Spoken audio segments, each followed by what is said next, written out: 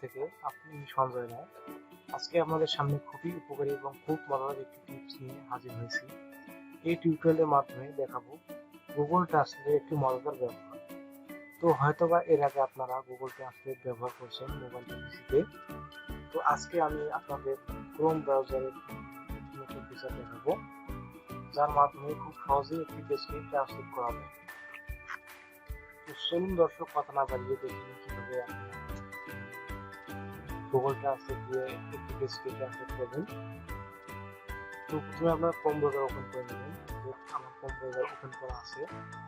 Chrome browser open করার পর আপনারা ওয়েব স্টোরে চলে যাবেন। দেখুন আমি যাচ্ছি। ওয়েব স্টোরে ক্লিক করার পর সার্চ বারে গিয়ে সার্চ করবেন গুগল ট্রান্সলেট। তো আমি এখানে ট্রান্সলেট দিয়ে সার্চ করছি। দেখুন এখানে আমার চলে আসছে। তো আমার যেহেতু এখানে রেডি দেখাচ্ছে, আমার একটু অ্যাড করা আছে। তো আপনারা এটি এখান থেকে অ্যাড করে নেবেন।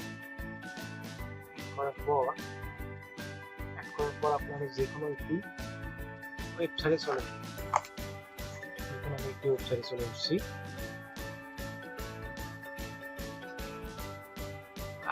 আগে আপনার কি যে ট্রান্সলেট সার্টিফিকেট করতে হবে, যাওয়া লাগবে না, সরাসরি এখান থেকে আপনি যাইতে পারবেন। দেখুন আমি এটি সিলেক্ট করে নিচ্ছি। সিলেক্ট করার পর দেখুন এখানে গুগল ট্রান্সলেট পাবেন। দেখুন সরাসরি ওয়েবসাইটটি ওপেন হয়ে যাচ্ছে। তো আপনারা এর থেকে ভালো একটি মজার বিষয়টা দিচ্ছি। দেখুন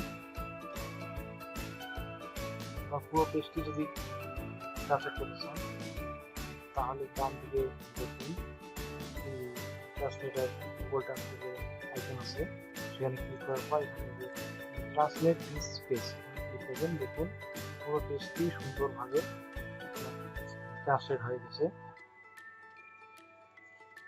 এখন যদি আপনি অন্য ভাষায় এটি করতে চান তাহলে অন্য ভাষায় করতে পারবেন। দেখুন আমি আরবি ভাষায় করছি। দেখুন এখন পুরো পেজটি আমার আরবি ভাষায় হয়ে গেছে। আর যদি আপনারা অন্যান্য ভাষা সিলেক্ট করতে চান, যেমন হিন্দি, ইন্ডিয়ান, ইউএসএ, যে কোনো ভাষা আপনারা এখান থেকে সিলেক্ট করতে ট্রান্সলেট করতে পারবেন। তো যদি দর্শক ভিডিওটি ভালো লাগে অবশ্যই সাবস্ক্রাইব করবেন, যেহেতু আপনাদের উদ্দেশ্যে আমার এই ভিডিওটি তৈরি করা। ভিডিওটি ভালো লাগলে অবশ্যই সাবস্ক্রাইব করবেন এবং লাইক